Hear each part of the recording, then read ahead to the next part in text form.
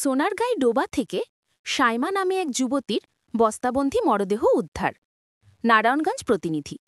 Narayanganj সোনারগাঁয়ের কাইকারটেক bridge সংলগ্ন ডোবা থেকে সাইমা কুড়ি নামে এক যুবতীর বস্তাবন্ধী মরদেহ উদ্ধার করেছে পুলিশ। মঙ্গলবার ১৪ই অক্টোবর বিকেলে স্থানীয়রা দুর্গন্ধ পেয়ে ডোবায় একটি বস্তা দেখতে পান। পরে তারা বিষয়টি সোনারগাঁ থানা পুলিশকে জানান।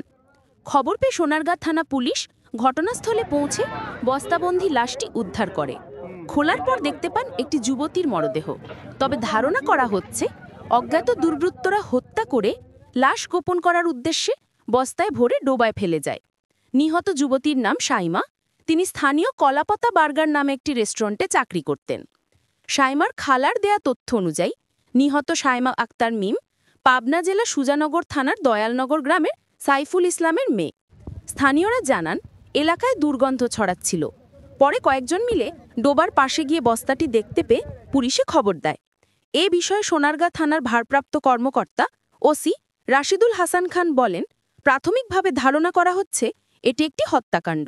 মরদেহটি উদ্ধার করে ময়নাতদন্তের জন্য নারায়ণগঞ্জ সদর জেনারেল হাসপাতালে পাঠানো হয়েছে। ময়নাতদন্তের শেষে বিস্তারিত জানা যাবে।